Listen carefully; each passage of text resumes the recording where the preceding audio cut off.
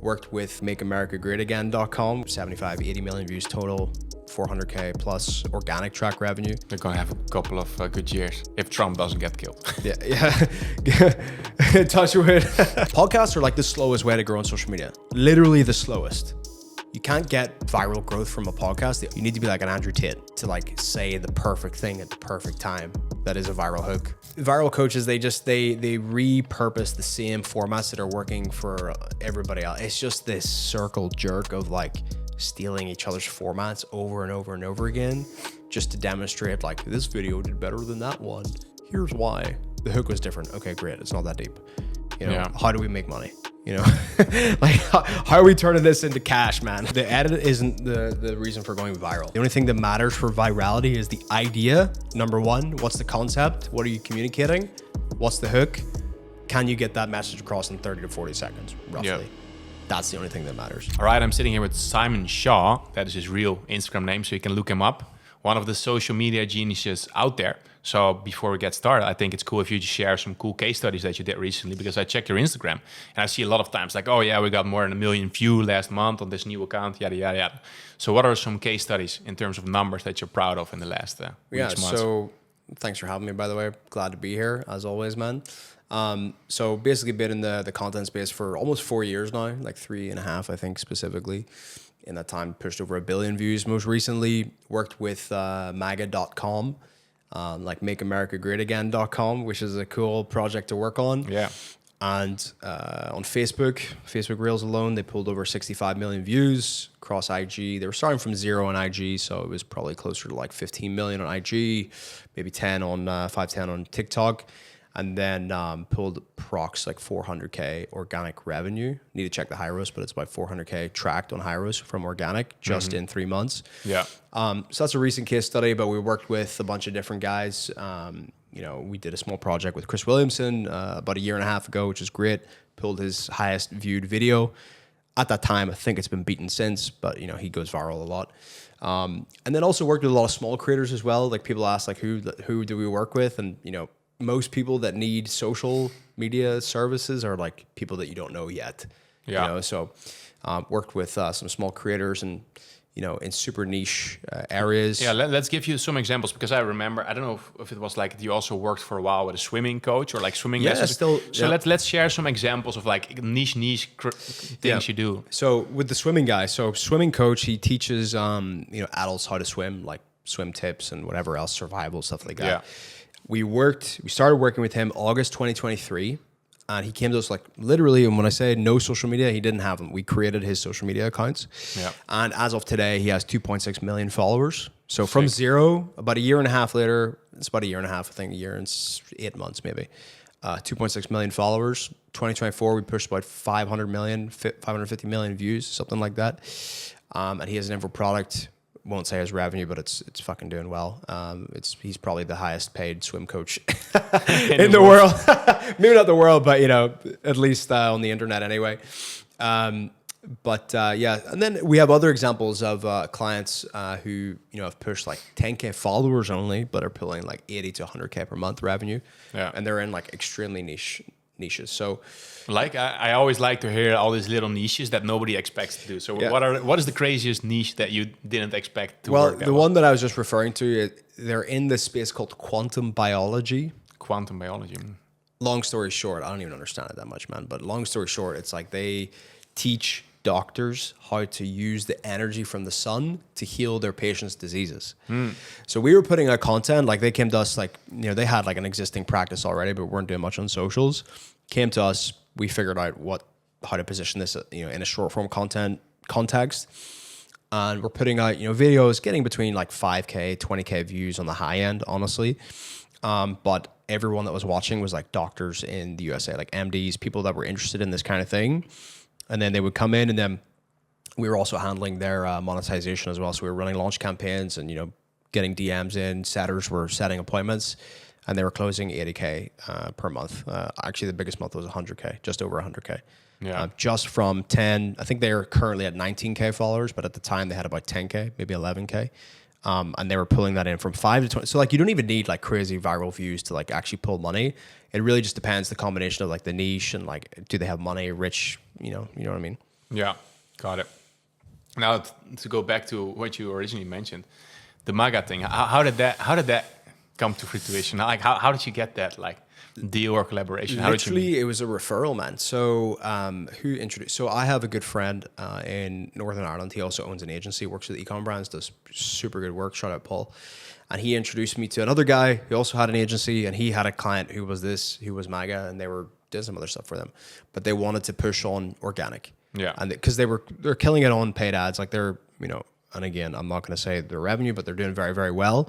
And they wanted to push harder on organic because they didn't have any organic. Came to us. I was like, here's the game plan. And, we gave it a shot. And that was 3 months ago. And yeah, like I said, probably over 75, 80 million views total, 400K plus organic track revenue. Yeah. All from socials. But it's very interesting because they're not, officially affiliated with the Trump campaign, for various reasons, but they do own the domain MAGA.com. That's pretty cool. And so you can't get much more, authority than that. So basically all of our content said MAGA.com on it. I think that was actually a good driver behind like the success, because people would probably assume that it was like an official Trump account. But based on the content we were putting out there, it was going hella viral, insanely viral. Yeah. So when you first saw that like idea or offer, like, hey, we want to do this, did you think it was going to work? Like, or you were like, I'm not sure. Well, yeah, because the best clients you can get for organic, right? And if you have like a business that's more kind of mass market, right? Like if you're talking about, a business that's mass market, not like some hyper niche thing like quantum biology, for example, it's so much easier actually to get insane viral views on a mass market topic. Because it's just, and especially when you have a figure like Trump to play off, political stuff. It's political stuff. Like you can throw in some jokes there. You can throw in some rage bid. You can throw in, and I really enjoy working on that kind of content because it's fun. When you can like do the entertaining styles, that's when you really tap into the mega virality. Same with the swim coach as well. His is like kind of, it's educational, but it's also a bit of entertainment as well. The way we've engineered the content. But when you have a client or a project like that is super mass market, the viral potential, because that's the only stuff that really goes viral. If it's mass market, right? Yeah. If it's hyper niche, there's just not the population that's interested in that kind of thing to make it go viral. The algorithms just don't pick it up. But when it's something as big as MAGA, like Trump, boom, like it goes, it catches fire like crazy. Goes crazy, yeah. So what was the process there? In that case, I guess there was a lot of content already on the internet, so you were just repurposing it.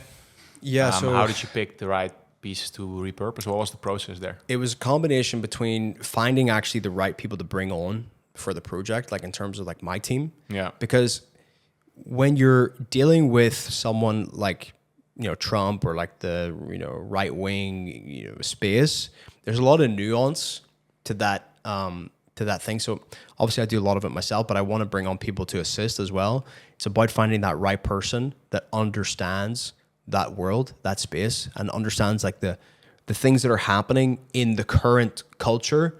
Like when Trump was going to Greenland, what's currently happening with the tariffs right now. Maybe Trump is like roasting a particular reporter. It's like you have to be on top of that kind of stuff and make sure that you're actually, you understand. Because if you post like something today that was relevant 3 weeks ago, 4 weeks ago, might get views, but it's not going to go like big time viral. You have to be super on top of the current topics with this particular kind of client, for example. Yeah. You have to be on top of the actual current trending topics within that space, and not only just repurposing like existing content, which you can do. Like if there's a viral moment that happened with Trump, sure, repurpose that, but also bringing in a creator. And you see a lot of really good like right wing creators currently that maybe go to the streets and do like street interviews, or they do like a Charlie Kirk, like like debate me anything, or I'll argue about anything, whatever like his format is. Bringing in people like that on the creator side that can be the face of the brand, the face of the camera, that are also in that space. They understand like the nuances of that brand, but they can also carry the content as well. Like they can have that debate with somebody. They can actually ask the right questions on camera. You did that for real? Like you guys organized street interviews and helped with all that. But we did a lot of repurposing as well. A lot of repurposing.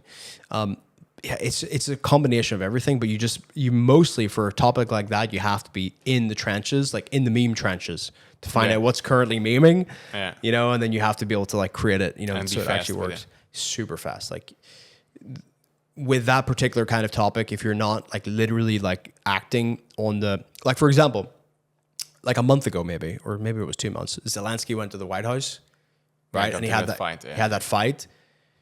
It was like 11 p.m. for me. I seen it popped out on my feed. I was like, guys, let's do something with this. Like, okay, here's like a format we could do, like bouncing ideas immediately, get on a call. Okay, what can we do? Pump out a bunch of videos relating to that. Boom, viral. Because like you want to be like first to market with that kind of stuff, like especially with like these trending topics. Is if you're first to market and you can come up with like just, you take like an existing meme format, for example, and adapt it to this new scenario, you know, you can pop off easily. Yeah, I think that's also, but that's kind of fun with the politics stuff, right? Because you can pretend that somebody else, like Trump says something, and then you have like a fake Kamala response, even AI response, and then you make these conversations. You can pretty much do whatever you want. I think that's the one. Would you say that's the most fun format to work on, kind of? Of course, I mean, but you have to be careful because with memes, it does attract like a lot of like lower quality viewers. Yeah. So within that content that we were doing, it wasn't just pushing out memes or funny content or clickbait or whatever, rage bait. It was also filtering in some sales related content as well. So, you know, towards the end of the content, we might filter in some product placement, or within the middle of a video, you might have it in the corner, or a specific video itself was totally tailored to a product. You have to filter that in with the content. Otherwise, you're just building like a meme page, and like meme pages on their own, like they don't monetize as much as you need. You have to also consciously be filtering in like sales related content. Yeah. Otherwise, you're gonna get views but no conversions, right? What kind of stuff were they selling? It's mostly merch, so like clothing, hats, coins, like memorabilia. What else they got? They got an energy drink that's coming out. Oh, that's fire. It's called Big Dawn Energy. Yeah, Big Dawn Energy. Like it's insane. The packaging is amazing. They're currently like working on some retail stuff, so I think in America they'll see it, you know, quite soon. They're gonna have a couple of good years. Yeah, bro. If Trump doesn't get killed. Yeah. Touch wood. Yeah, that's cool, man. That's cool. That's a funny one. Now, I guess this was relatively easy if you did the hard work. Do you also work on offers that are like not easy? Like where you're like, I guess like the quantums thing. Like how do you approach something like that? I will only work with a hard offer if it's already working, right? If someone comes to me and they're like, I have money, but the offer, and it's a niche offer, but the offer isn't monetizing yet, I don't want to touch it, because like it's just a matter of time before, you know, and that's with business in general. It's like you have to put in the time to wait for that shit to actually catch fire and work. Yeah. And then it's just not worth the time to go like 2 months, 3 months, and then they're like, yeah, it's not catching on as fast as we want. We have to tweak the offer, tweak this, tweak that. It's like only work with people that are monetizing through a different medium, whether it's through like paid ads, they have a podcast, or they do some speaking stuff in real life. They're monetizing. Okay, there's something here. The market wants it. They're buying it. Yeah. Let's apply that to, you have that cash flow that you can sustain a content team, right? 3 to 6 months of content. 3 to 6 months. And, you know, you also mentally understand that that's what it takes to pop off on social media. Yeah. You know, just to be transparent. Then I'll tackle it. And then from there, it's basically, in the first 30 days, it is a bit of a shotgun approach.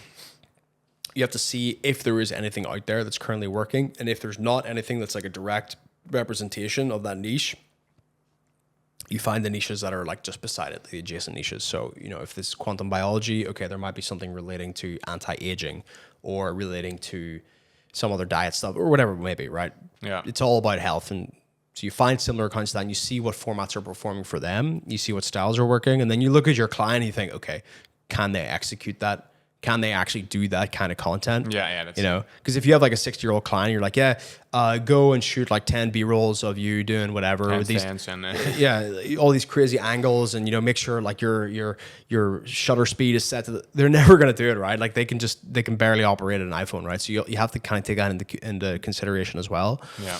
And essentially find that overlap, and in the first 30, 60 days, you're just shotgunning out styles. You're getting them to get out of their comfort zone as much as you possibly can. Put out as many styles as you can. Find the ones that are working, not only in terms of performance on the platform, but also in terms of the client recording that. Because if they don't record it, if they're like, oh, that style, like That's not me. It's not me. It's too difficult. Like, you know, you can tell. Like if they get it done quick, it's like, okay, they're comfortable. If they're like taking weeks to record, you know, 3 videos, you're like, all right, maybe this is not the style for them. Yeah. So it's really like that combination of finding what works with the content, but also with the client as well. And then it is kind of a personalized process because not every business owner, in fact, most business owners are not built to make content. They're not content creators. So you have to really like coach them, really baby them, you know? Yeah. Do you have like for the first month, like kind of like a template or a system of the things you're going to do, or this is all like hyper customized by you? Yeah. So the styles are based on, like I said, we've done this for 3.5 years. So over the time, I've kind of figured out the styles that work in terms for that specific person, you mean, or in general? No, and just in general. Like if it's say an entrepreneur or a personal brand, okay, we can angle the camera like this. You know, if you provide us with assets like B-rolls and stuff, we can make this kind of content. You know, if you are open to changing the camera angle multiple times per video, we can do videos like this. So there's general styles that we have inside the agency that we give them like keywords. So we quickly know what video style we're talking about between the team. Yeah. So I know what to give them off the bat, but also then there will always be that period of, in the beginning, like research in that current niche and see if there's a new style for that particular niche that is working. And then we're like, okay, this is a different style that we don't normally do, but let's bring it in here because it seems to be relevant, seems to be working in that niche. You know, so it's kind of 70% building on what we know and probably 30% of finding, you know, what's working in the space, right? Gotcha. So if you are looking for what's working in the space, what do? You look for accounts in the same niche, right? Yeah. Or like if there's nothing like that, then you look for kind of related accounts that have some overlap, even if it's like 10 or 20%. Yeah. So then you just look at the posts. I mean, you do mainly do video, right? Or you also do carousel? All of it. Some carousels. Some carousels don't always work for everybody. Like you could post a carousel, and if you have music on it, then it gets shown as a reel.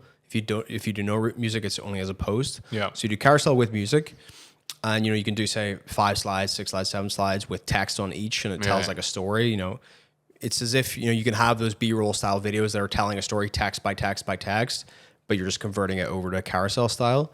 Those can work really well, but for some reason on some accounts they just don't get pushed as like reels. It's really like it's a real roll of the dice.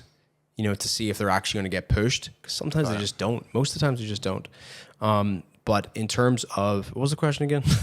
So the question is like, what do you look at, right? Because with reels, it's relatively easy. You just look at the views, and then with carousels. Oh yeah. So we have this process called cheat sheet. Like we literally call it the cheat sheet. So start of every project is you find 10 accounts in the space that are performing really well. Instagram or like Instagram, TikTok, Instagram YouTube, and Shorts, TikTok, both. Everything. Okay, Instagram, TikTok on it. YouTube, if it works on Instagram and TikTok, it'll work everywhere. YouTube is like, it's kind of stubborn. It's hard to actually gain a lot of traction on YouTube Shorts. Okay. We do it on Instagram and TikTok. Usually Instagram because I like to focus on Instagram because it's the most monetizable. So ideally Instagram, but also TikTok as well. You find 10 accounts. And then you can get like various tools to like rank their fucking videos, like top to bottom, like top 100 most viewed or whatever. Like what kind of tools are we talking about? Like Chrome extensions. You can just literally type it in, like Instagram ranker or whatever. There's a bunch of Chrome extensions, and you can start to organize content like based on this. And then you go through all the content. Half of them will be shit. You delete, and you curate this cheat sheet of content that's working. And then you're like, okay, so we know that already these formats work based on our historical work of all other clients. Okay. And I'm seeing like in, 40, 50% of these links, they're already doing the formats that we do. In the other 50%, there's a different style that's working in this niche. Okay. We would be stupid not to use this. So we take that format, not like the content. We take the format, the way it's filmed, the idea behind it, the concept behind it, the hook that they're using, for example, and bring that over to our client. And, I think the worst thing you can do with content is reinvent the wheel, honestly. Like, unless you are a really good content creator, if you don't have something to base your stuff on, you're just not going to make content at all.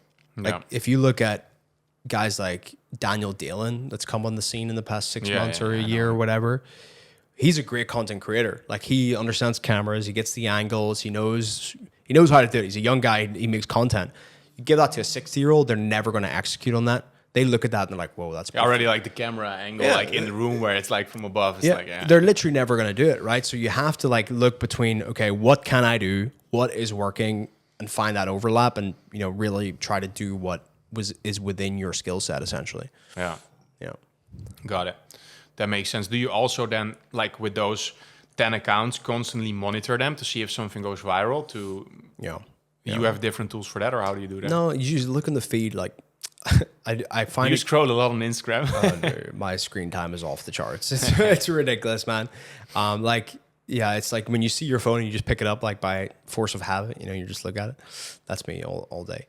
But no, I find it funny was like when clients are like, can I get an analytics report? I'm like, here's the Instagram link. Like you see, like last week we had like multiple viral videos. Like that's your analytics report. You don't need a fucking spreadsheet to say that we got a viral video, right? It's like, here is the thing. So what I find that works better in terms of like showing results is not giving them the sheet, because they don't look at it, man. They literally don't click a spreadsheet to look at it. They just don't. Tried to do it before, they don't look at it. What works better is you keep looking at the accounts and see what works. You see a video that's popping off, screenshot it, send it into the Slack, tag everybody, fire emojis everywhere. We're going crazy viral, blah, blah. And that is all they care about. As long as they see that there are videos popping off. And that's all you need to look at as well.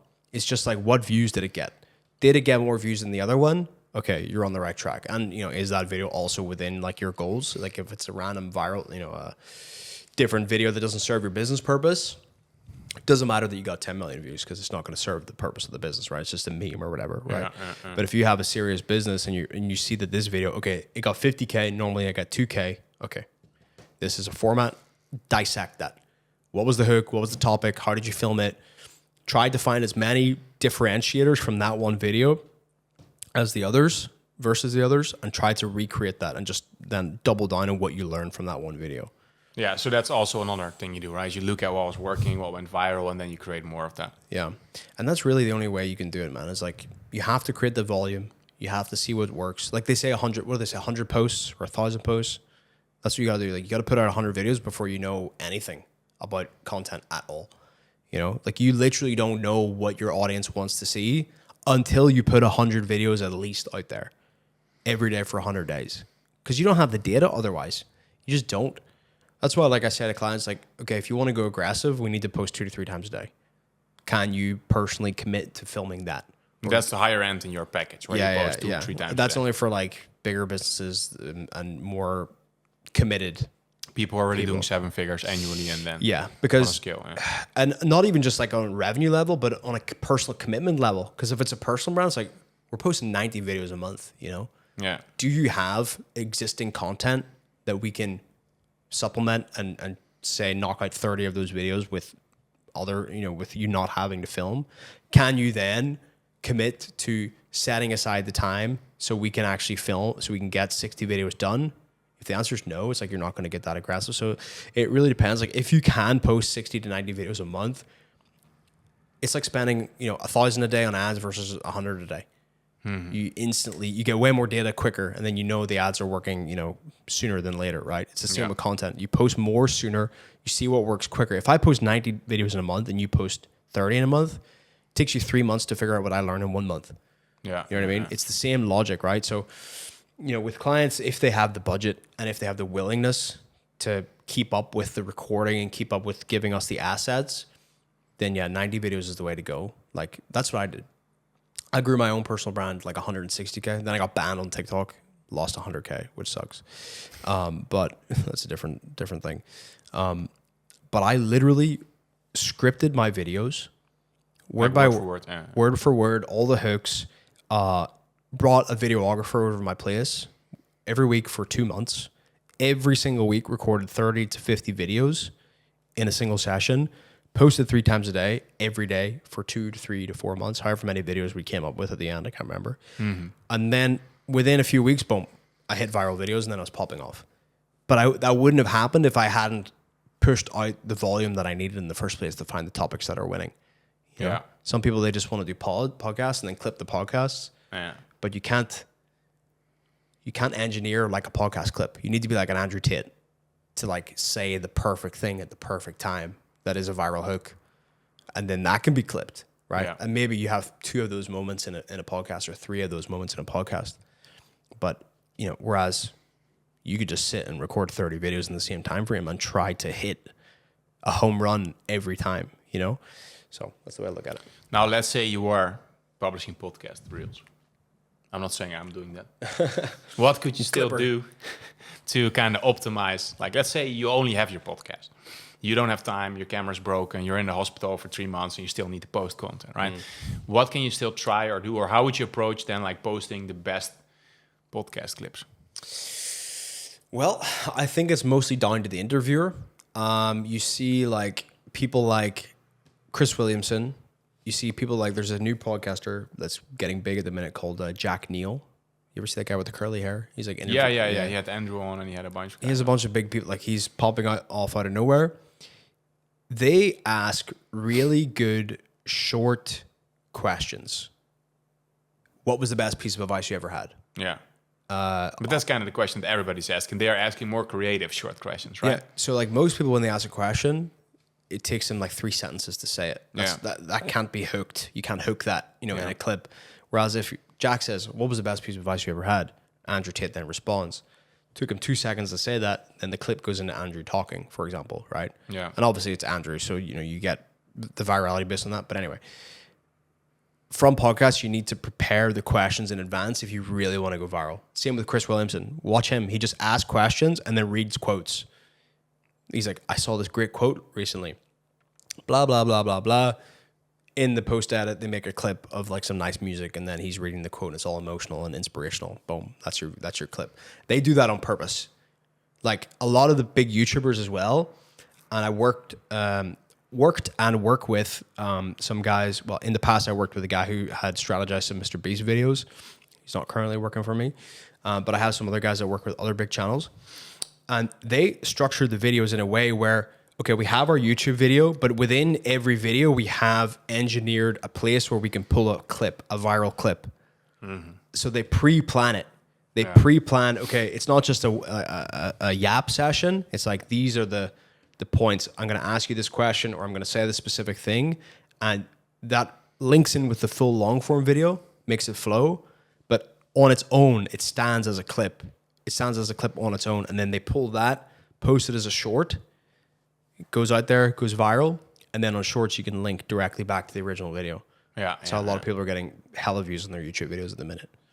Got it. So you think it's definitely worth it to post shorts on your podcast YouTube channel? 100%. 100%. It's actually a really good funnel for monetizing right now, especially for B2B offers. You have your shorts from the podcast, links directly to the full pod. Yeah. In the pod, first link links to your VSL, which is also on YouTube, not on an external landing page. Yeah. On YouTube, and underneath that, there's a direct link to Calendly.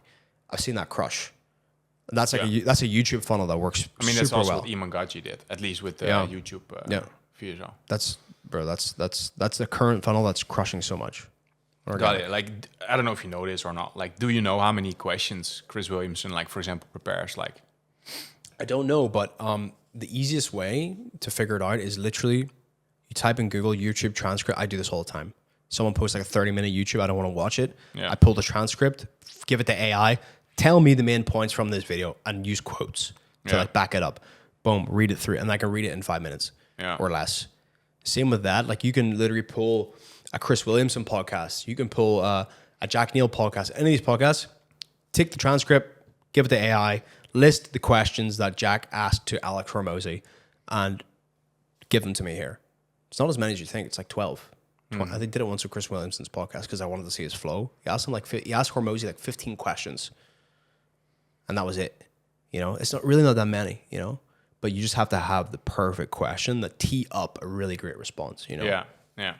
I've always thought about that, but I guess I've not like put in enough time to really make these sentences and questions super concise. So it's like a banger. I mean, I try to always come up with a few subjects which I think could go viral or get good views.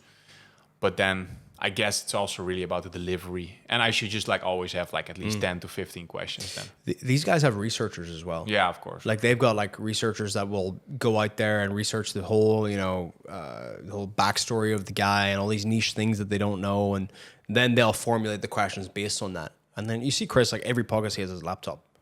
Yeah. Every single, he has his laptop right here, and he's looking at it. You know, he's asking questions from that because that tees up viral clips. Because you can't. Podcasts are like the slowest way to grow on social media. Literally the slowest. You can't get viral growth from a podcast. The only way to get viral growth from a podcast is by having shorts cut from the pod. Yeah. So therefore, if you want to grow a podcast, you have to optimize for viral clips. And the only way to do that is by preparing questions in advance. That's pretty much it for pods. Yeah, and I guess now Shorts and YouTube are kind of separated in like the tabs. You would also not have any issues with like, oh, I'm stunning my growth because I'm publishing Shorts, because YouTube really now separates those two, like even in the dashboard if you look at the analytics. Yeah.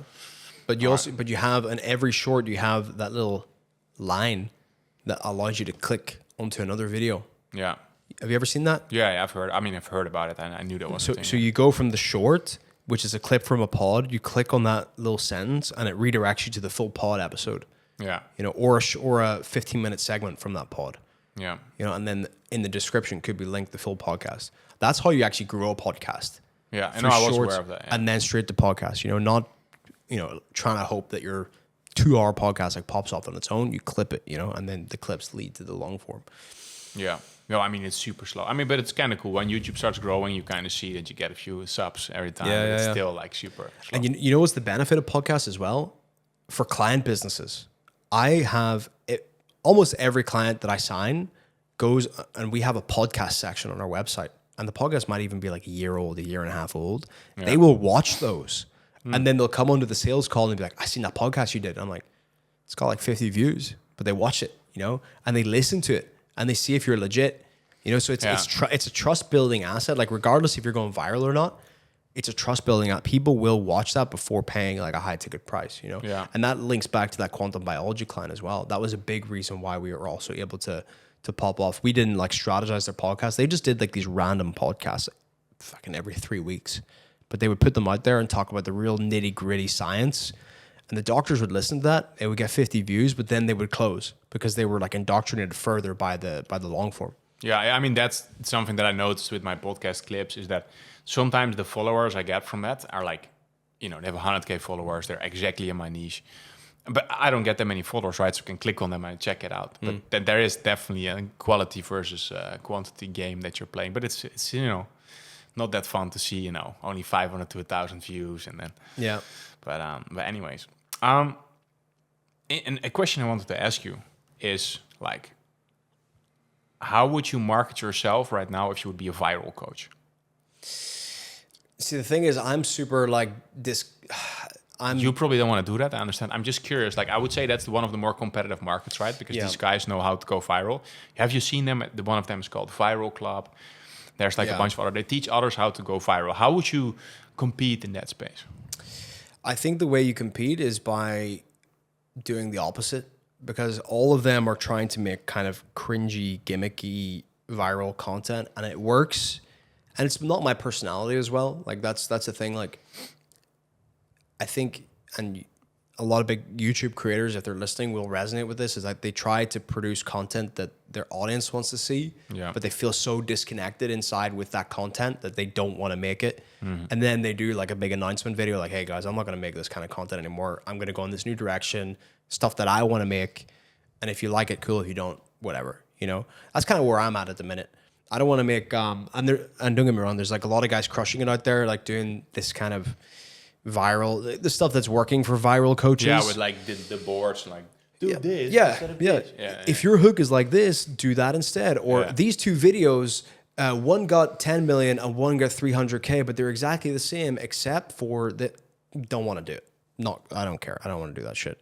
You know, so what I find is those people monetize with like lower ticket. So they're selling to creators. Mm-hmm. They're selling to wannabe creators. I'm selling to business owners. Yeah. Like to entrepreneurs that want to have a personal brand. It's like a more serious niche.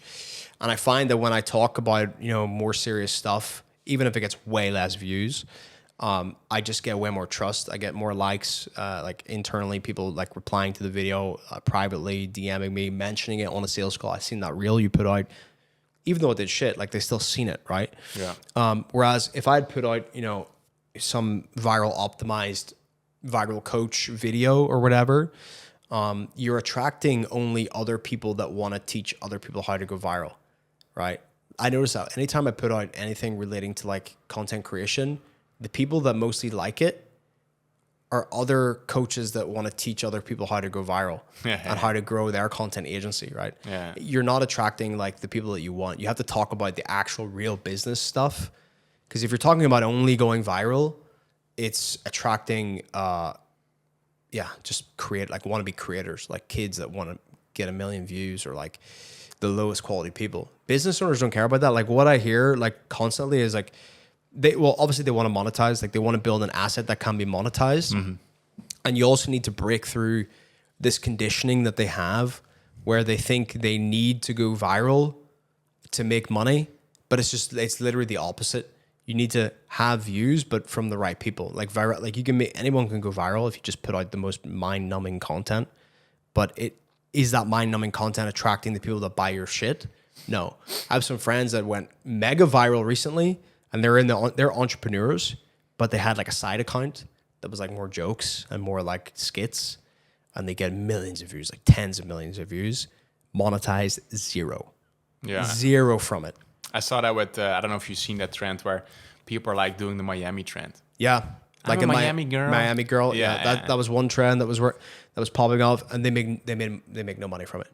Yeah. You know, it doesn't translate through whereas you can make a video that gets like 5K views, 10K views, and have a specific CTA to comment a certain keyword, get 40 comments on a video with that keyword, X amount % of those are going to convert into like calls and then closes, right?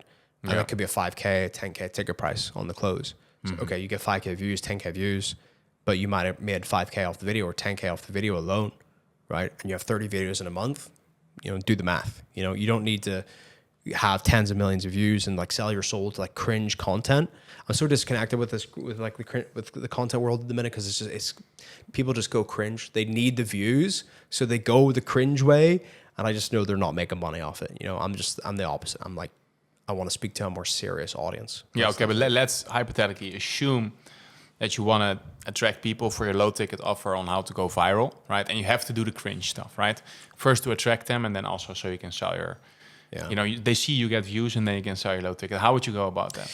They do the gimmicks. So they do stuff like, you know, you're on camera. I threw a ball at your head and the camera cuts away and you're like, you were expecting that ball to hit my head, weren't you? Well, this is what's called the visual hook. La-di-da-di-da. Like, great, thanks. You know, you're the same as 20 other people that did that. Mm-hmm.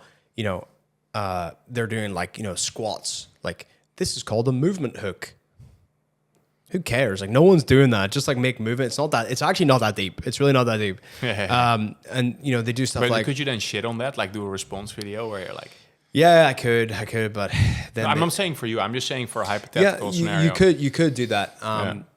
If you want to incite like a comment war or whatever, you know, but then they can always then send their minions on you, you know. That's the thing. If someone has like a lot of followers, they can just like send their minions to attack you and report you, for example. So I never find that starting beef like really was beneficial. I have some clients that come on board and they're like, it's actually so funny. And sales calls are always like, oh, and I don't mind being controversial. I'm like, okay, scale 1 to 10, with 10 being like you're going to get canceled and thrown in jail. Like, how controversial do you want to be? Oh, I'm like a 7. Okay, so what is a 7? The controversy. Oh, like, you know, I hate cancel culture, bro. That's like a 3. You know, that's like, it's not really that, you know, controversial to say you hate cancel culture anymore. Like, it's the most, you know, generic thing ever. You don't ever want to be cancelable on your content unless you're like the rare breed of human like Tate that can just deal with it, or Trump, you know, these rare breeds of people that can just, it just rolls off. I think most people would collapse in a ball of like anxiety attack, dealing with like media attacking. You make one TikTok that's controversial, you'll be on the evening news, especially in America. They talk about anything, you know, and it's not the attention that you want, man. It's just like you have too many people that are then hunting for you and trying to cause you problems. What? So you can get like an extra 1 million views on a video? It's not worth like the negativity at all. It's not worth the negativity. But, you know, viral coaches, they repurpose the same formats that are working for everybody else. It's just this circle jerk of like stealing each other's formats over and over and over again just to demonstrate like this video did better than that one. Here's why. the hook was different. Okay, great. It's not that deep. You know, Yeah. how do we make money? You know, like how are we turning this into cash, man? Like, how are we attracting people that can pay like 5 to 10K for a product? You know, I don't care about like a hook was different. Let's figure out how to make money from this thing. You know? Yeah, and I guess it's also funny what you just said with like the being controversial. First of all, you don't want to be too controversial because then you get canceled. But second of all, even like if you're like almost at that getting canceled level, like most people are not at that getting canceled level, right? And that's something I've been thinking about, slash, I would not say struggling with, but I just look at all this content and I see everybody's trying to say something controversial or like something counterintuitive or something new, but I'm like, it all sounds the same. Everybody's giving the same opinion about whatever, females, about business. If you're not making 10K a month, you're stupid. If you're, you know, if your wife still works for a boss, you're stupid, right? It's like, but how do you still find depth, right? Because these ideas work, right? But it's not like saying the same sentence doesn't work anymore, or like it's less efficient than before. Like, how do you still find depth within those subjects or topics? I think that's a deeper question than just content. I think that's just them as a human. You're like, are they deep as a human? You know, like you can only go so far and like strategize content. At the end of the day, it's like, is the person on camera actually interesting and deep? Do they have things to say? Do they have stories? Do they have a real opinion? Do they really believe that opinion, or are they just saying it to get the clicks? You know, it's a deeper question because it's like, on one side, it's like, are they trying to be something, or are they just being themselves? You know, and saying what they truly believe and they back it up, or are they just trying to say it to get a clickbait thing, right? So that's a tough question to answer, honestly. That's also hard to create or to script, right? It's like, how do you create like a statement that's like against everything else, but it's more nuanced and it also attracts attention, right? Like that's like 3 levels deep in terms of culture, in terms of awareness. Like, well, I have a client and he wealthy at the minute, like through crypto, like legitimately made money through crypto. Also went to prison years ago for like some bad shit. Then came out, reformed himself, you know, turned his life around. That's like his you know, arc, you know, his story arc. yeah, And he has like stories from back in those days of like drug deals and like, you know, I don't know if I want to say the word, you know, but you know, RAP, you know, in prison, right? Where he heard it or he witnessed it or he saw people get killed and everything, right? He can then talk about that. You know, it's like he can talk about the dynamics like between men, because he's been in like the extreme situation of like seeing like, you know, these gangsters killing each other or like hearing some dude getting abusing each other, abused, you know, throwing a little soap on the ground here. Exactly, like some. That's a good way to. I should have thought of it like that. Soap throwing on the ground. So you know, he was hearing people after they threw the soap on the ground. You know what I mean, like stuff like that. So he can actually talk about these topics and then give an a controversial or extreme opinion because he's been there and done it.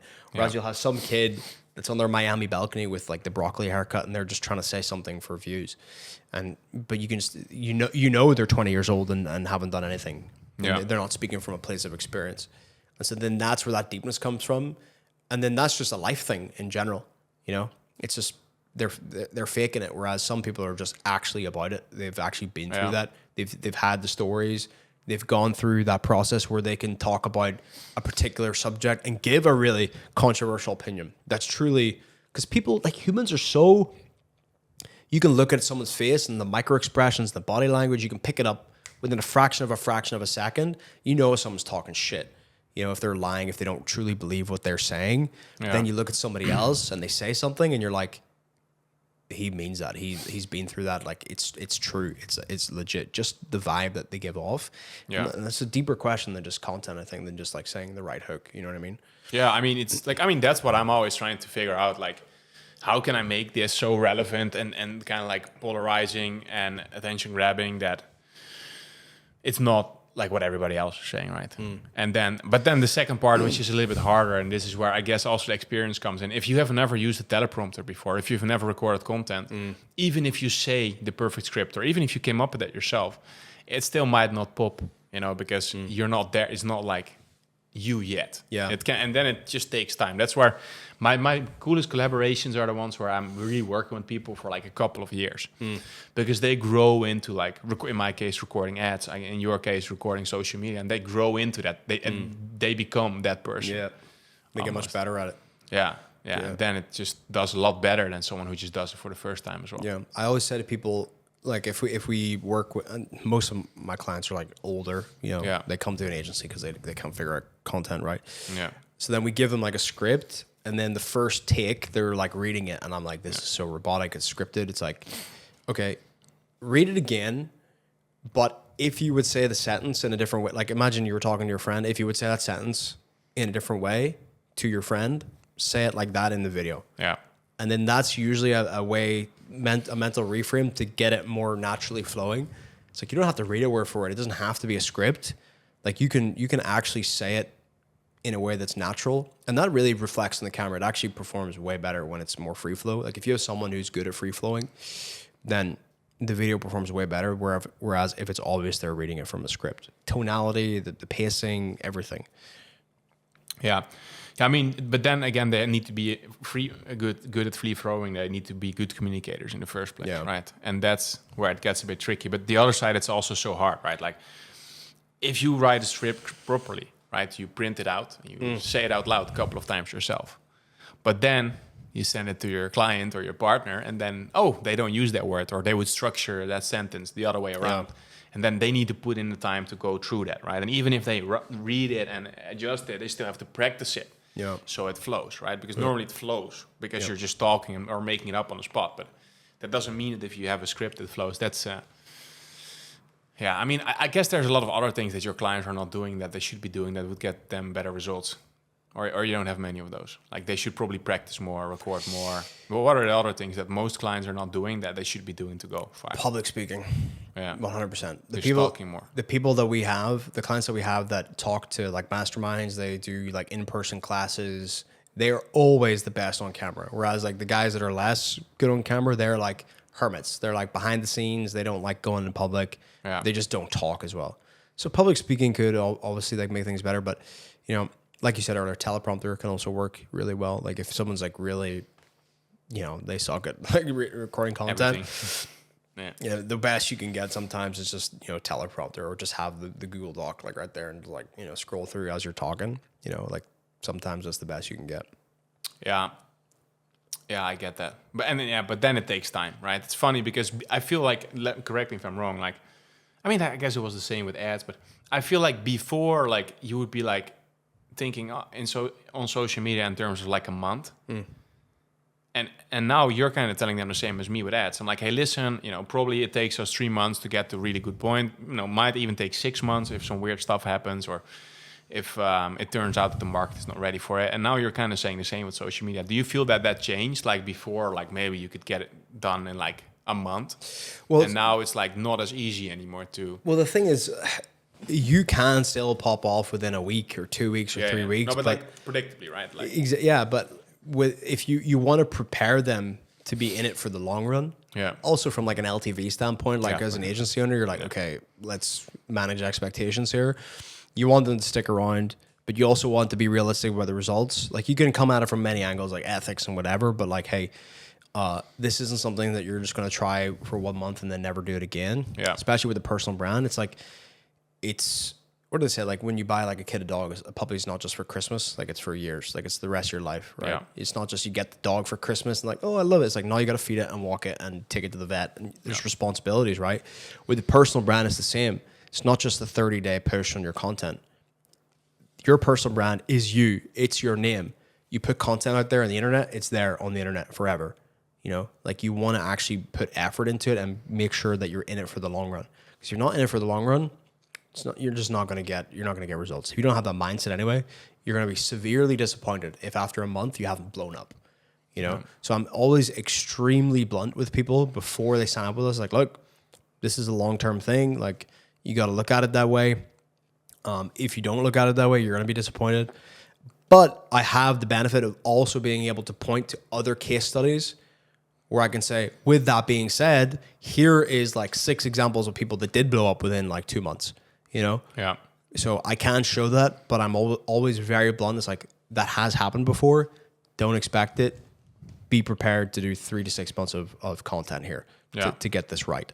Because you want to manage the expectations. And then when you do pop off in the first like month or two, then they're really hyped. Then they're really excited, you know? So it's a double-edged sword. Yeah, got it. I mean, we talked a lot about like how to get better at, you know, Instagram Reels right now. So that's if you're like working with an agency. But let's say you don't have the money for an agency. Like, what advice would you give like a 50-year-old guy or that has an expertise that wants to start doing social media? Like, how would they get good at like posting on social media, like learning from what's happening and then doing it themselves? I would do it the exact same way. First of all, you become like a consumer of the content, and you study it, but you consume it more intentionally. You study it. You watch the video. Maybe you watch a reel 5 times. You kind of try to figure out the way they're structuring the sentences, the way the edit looks, the tone. You just try to figure it out each video, right? Like everything, like the music, the script, like the camera perspectives, like the edits. Because like videos that perform, and there's almost sometimes there's feels like sometimes there's no rhyme or reason. There are some fundamentals, but sometimes something could go against all the rules and still like perform well, right? So you have to take it with a pinch of salt. But you want to look at the highest performing people and just study them. Try to figure out what they're doing in terms of what they're saying, the ideas they're presenting, because that's the most important thing, by the way. It's the idea of the video. How they're structuring their sentences, how they're, when are the cuts, how often are the cuts happening? Are they doing a simple edit? Are they doing a crazy edit? Etc. Right? So there's many ways to go in. Find 5 to 10 people that are in your niche and just consume their content like crazy. Find their highest performing videos and see if you can identify the common concepts, right? So for us, for example, to give you a real world example of a client, the swimming guy, 2.6 million followers. We were posting for 3 months, max getting 15K views, maximum. And all we were doing is he was just standing in the pool, explaining swimming concepts. I was like, this is just too boring. We can't like continue like this. Let's mix it up a bit. The first video that we had that went viral, the hook was, if I can remember correctly, if you fall in deep water and you can't swim, here's a tip that can save your life, something like that, right? Went viral, whatever it was, like 5 million views, 10 million views, something like that. And then we just started doing more like survival related topics, and they just kept hitting everything. So if we have like a couple of weeks where we're not going viral, I'm like, all right, survival content, boom. Sales spike, it's like, that's just formats that work. And we notice also if he jumps in the pool in the beginning. So if he stands at the edge of the pool, here's a tip that could save your life. Jump in the pool. Yeah. Visually, like the gurus, that's a visual hook, like they say shit like that. But he jumped in the pool, movement in the beginning and movement throughout, that just performs way better. So when we started making him jump in the pool and then demonstrate the swimming ability visually, like here's how to do the front crawl, here's the hand movement, I'm treading water here, like get a close up of my legs, like just more visuals. We just figured out like what was working for his scenario, whereas like because we were applying stuff that worked for previous clients to him, and just for his particular niche, it wasn't working as well as we needed it to. So then we experimented with new stuff, and now we know the commonalities across all of his biggest videos. We know the topics, the ideas that work around survival and not dying in the water. We know the visual cues that work, him jumping in, him doing very specific movements in the water. If he brings somebody in to push him in the water, that works super well. Like we just threw in all these elements until we find the ones that were consistently getting views. And I can scroll back and look at all the videos that have an M on them for million, and I can just say, okay, here we have 20 M's, 20, videos that have over 1 million views. Watch them all. What's the commonalities? Okay, 6 of them have this particular topic. 7 of them have this particular topic. And 4 of them, we do these particular movements. That's our shit. That's our common winners, Yeah. But how did you initially come up with, I guess, both, like the visual hooks where he gets pushed, where he jumps, and the subject, right? Or like the subtopic, which was survival. It's just creativity. It's just like looking at it like, okay, why do people want to learn how to swim? Yeah. Okay. They don't want to die. They don't want to fall in the pool and drown. They feel like they can't float. They don't have access to a pool. They feel like they're too old. They feel like they got injured once, and they can't do it now. They feel like they're too fat. They feel like because of their like race, they can't, swim, for example, which is not true. All these different things. Like we just brainstorm. Like let's just start trying these out, you know, and then you just find out what works, And for us, like all the content out there in that swimming niche was all like pro stuff. Here's how to jump off a diving board. Here's how to shave, 1 second off your 100-meter freestyle. How to shave your leg so you can swim faster. Yeah, how to wax your ass, like the aerodynamics, hydrodynamics. But we were in this niche of adults who can't swim. By the way, 50% of the population can't swim. So I knew like statistically, there's a lot. And like I said earlier, mass market. That is a mass market niche. So the game is slightly different. But I was looking at the existing swimming content and it was all like pro stuff, how to swim better, how to get better muscles for, getting quicker in the pool. We were like the opposite end. We were about people who couldn't float, who were scared to dip a toe in the water, So we started tapping into mindset. Okay, you're scared of even touching the water in the pool. Here's how we're going to get over that. Just sit on the edge of the pool, put your feet in, just sit there. Next thing you're going to do is you're going to cup some water and you're going to splash it in your face. We just started exploring these different, and obviously, the client themselves knew a lot of stuff, from he's like 30 years teaching people how to, so he knew all that stuff. He knows a lot of stuff. So we had to just bring it into into a short form environment, right? Yeah. And like I said, you try as many things as you can, and then you'll see the ones that are working, and then you just keep pushing on those. Like, I don't know, I'm rambling a bit, but I took on a client, just a consulting client, not like a done-for-you client. This was about 6 months ago. And she already had some success on IG, by the way. She had like 30K followers, right? And she was a language coach, teaching people how to speak Italian. And, she had a few videos that did well. And they paid me to come in and just figure out, like, why can't we get more than 10K views in a video, etc.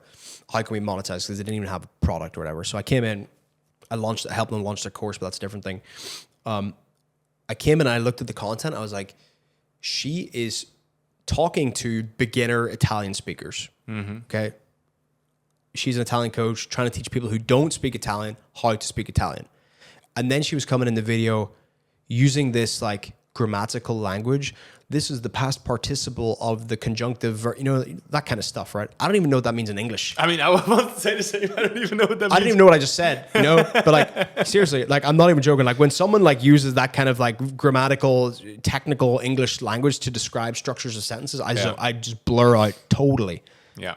And I just knew that was the issue with her content. Too complex for the intended viewer. Let's back it up a bit here. Let's make it a lot easier. First video I told her, I was like, this is going to be crazy, but I want your hook to be here, or how do you say asshole in Italian? And then she waits 5 seconds and then says the word stronzo, right? Stronzo. Oh, 10 million views, first video, okay? And she was like, holy shit. I'm like, okay, so this is what we're going to do. We're going to make it so basic. We're not going to always use swear words. That was just a good, quick win, because it was maybe a slight pinch of controversy. But we started doing the same things like that. I was like, go to the cafe, order a coffee. Here's how to order a coffee like a real Italian. 1 espresso in Italian. Un espresso, per favore. And that's it, And she's like, never order a cappuccino after 12. Never do this with your coffee. You know what I mean? Like just things like this. Like you need to educate them not only on the language, but on the culture in general. You need to look at it at a wider, more top of funnel. She was like trying to teach very educated, linguists how to structure better sentences, but she was trying to sell to beginners. They don't understand that content. Yeah. So we had to widen the content up to be more palatable for a much, bigger audience. And then after that, I think she's at like 150K now, 6, 7, 8 months later. Launched her low ticket course. I think it's like 47 euros or something. I don't know what sales she's doing, but she's making a hell of a lot more money than she was before. Yeah. Just from content, Yeah, you also open a market up, right? First, she was like only people who are like interested in Italian grammar. Then she opened it up to everybody that's interested in Italian vocabulary, and then she opened it up to anybody that's interested in Italy. Italy, yeah, exactly. Italian culture, yeah. Yeah, because they get interested. Oh, I love the drinks and the culture and the food and whatever. Oh, maybe I'll learn Italian, Yeah. And that was the angle that I told them to take with the course. Like, you want to go to Italy to be a tourist, you want to visit, and it was also, most of our clients were like Italian Americans who wanted to revisit their heritage. Yeah, that's cool. Yeah. So then I was like, we're going to angle the course, not only around being a tourist in Italy, but how to reconnect with your Italian roots. You're lost. Italian roots. Seriously, that crushed. Yeah, that's cool. That crushed so hard. Yeah, I was in, what was it called? White Lotus. That was also like season 2. Bro, my girlfriend's making me watch that right now. Season 2, yeah. In season 2, because they're Sicilian. They tried to find their family. Yeah. So I'm not going to give a spoiler. I think I'm on episode 4 or something like but that. the Italian one is fun. Like, I think that's the best one, to be honest. Yeah, it was giving me like vibes of my summer holiday last year because I was in like Croatia, Montenegro. It was like that aesthetic. It was just like that. Yeah, it's amazing. Yeah. It's amazing. All right. Now we talked a lot about like how to come up with ideas and how to structure it, but there's also another part, right? That's the editing, and now I'm going to practice asking a good question that we can clip. So how do you find killer video editors that know how to think and understand culture and all the things we just talked about? With video editing, it's super saturated. The market is like saturated with like everyone's a video editor, but not everyone has the eye. Exactly. How do you find the eye? How do you find the video editor who has the eye? What I'm finding actually is the guys who describe themselves as clippers have the eye. So, like you see people that are like clippers where they go on, like maybe they work with WAP or they work with some other clipping, whatever, and they're going out into long form content. They're finding the perfect clip and then they're editing that into like a viral video. The process of finding that clip is the eye. That's what the eye is. It's not just about like the edit and how they make it look fancy. It's about that clip selection.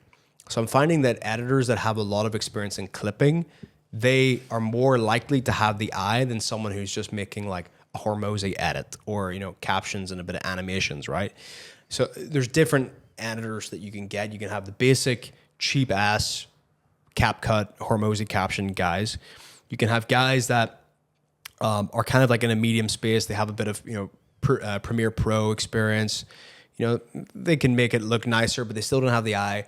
Then you have guys that are, they have like After Effects experience. They can do 3D stuff. They can do the crazy animations you see, the graphics flying on screen. Yeah. And each of those come with like a more expensive salary, by the way. And then you have like these guys that are just good at like viral. Like they are in the culture. They're in the trenches on social media. These guys I find, these 3 guys, the CapCut, the medium, and the top guy, they're, I find, not in the trenches of social media. They know how to edit, but they don't understand the culture of social media. They don't understand the meme. They don't understand what's happening, what's the trend, Then you have these guys that are generally clippers, young guys that are clippers. They understand the culture. They know the meme. They know the current meme of the week. They know the current edit of the week. They know the current styles that are performing really well in the edits. These are the guys, if you can find them, they're the guys that have the eye, honestly. But they need to be on social media. And even from like country perspective, it's not even like country, like they're from here, they're from there. It's like they're just a more rare, editor that's just like they're addicted to social media and they just know how to make shit go viral just from an edit, So if you would describe that or write a job post or an advertisement for the editor, would be like, hey, are you a clipper or do you love making clips out of podcasts, yada, yada. You're like on social media all day. How would you describe them a little bit? Yeah, using that keyword clipper. Like clipper. You want to, like, I've noticed, like, I will repost the same job description if I'm hiring. I'll repost it every day. Identical, like say, for example, on Upwork, identical job posting, different title. Different, like, description, like, different, like, you could say video editor wanted, you're just going to get anybody. Crap, yeah. But if you, like, specify After Effects senior video editor, then you're going to get more guys like that. Mm-hmm. So if you're looking for like a clipper kind of guy, you want to use that keyword. But also these clipper kids, they're active in Discords. They'll be, if you can find like a content Discord and you post in there, you'll find. That's what you do. Not always, because I don't always need clipper kids. I need like more experienced guys because we do a lot of volume. So I need guys that are experienced also in doing workflows as well. Like putting out volume every day, being able to use tools. A lot of these clipper guys, they're not that. So I need a different kind of person. But in terms of like an individual who wants to get an editor, they're doing like 1 video a day. Yeah. Find one of these clipper kids from a Discord, or they might have a Twitter account, whatever it may be. And I don't know if they'll do it on commission, but they're not going to be that expensive. But they will have like that eye. Yeah, because they get paid for like 1 million views, right? So it's pretty hard to compete as a clipper. Yeah, but they all burn out from that. Yeah, I get that. I'm literally almost every editor that I hire, and if I speak to them, they're like, I don't want to be a freelancer anymore. I want a stable salary, you know, and then you can get them on a salary. They don't have to be like, and that's with anybody, like any freelancer, like they get sick of the. Yeah, if they don't get great results and make a bunch of money, they get sick of the grind. They get sick of the grind of hunting for a new client. Like when you can say, here's a salary, stable, work for me full time. They're like, yes, love that. So a lot of these clippers, it's cool at the minute to be a clipper with WAP coming out with their clipping thing, right? Which seems to be doing really well. In the next 6 months, so many of them are going to be burned out because they're getting paid $1 for 1,000 views or something. They're not going to be making money, less than 1,000 a month, for example. And then they'll just come to like a content agency and be like, just pay me $1,000 a month and I'll edit, or 1,500 or 2K a month, whatever it is. And I'll just edit full time. Yeah, and that's the problem with those services on WAP, right? It's like a lot of people will join that will never go viral, and it's just a cheap way for them to get the views, but the clippers will not keep working for them because after like 5 or 10 edits, they see, okay, this is never going to work, right? And it doesn't really work anyways. Now, you also mentioned the whole 3D editing. I see a lot of I think Iman Gachi's video editor or creative director at some point launched the course.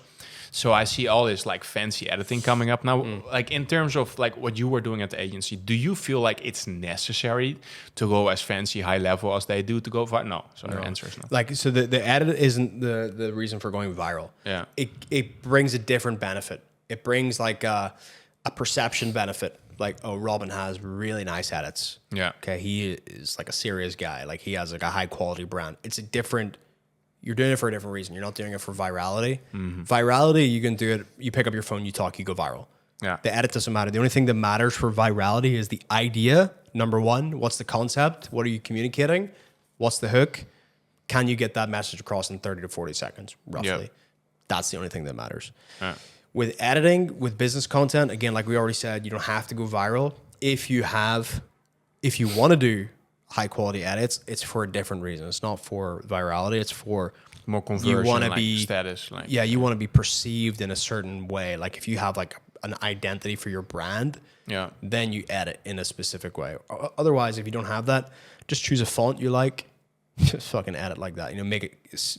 You can have that fancy video and a basic edit video, and they'll perform the same. But this one took so much time to edit, and this one was done in 30 minutes, 20 minutes, whatever it is, Iman Gachi's video editor exposed. Yeah. I mean, he's got cool stuff, but that's his brand. Like he has a premium brand. Like he doesn't post reels on his main account. He doesn't even have a link in bio on his account. He barely posts stories. And if he does, it's like a 5-story dump at the end of the week of like his lifestyle, or like a promo for his glasses or something. He's very minimal with his stuff because he has a brand vibe and he has to maintain that. Yeah. He can't all of a sudden start. He could if he wanted to, but he would never. He can't all of a sudden just whip out a phone and start yapping to it, right? He needs to maintain his brand image, his brand identity, and like have a certain visual, a certain aesthetic, his old money aesthetic to his brand. That's what he has currently.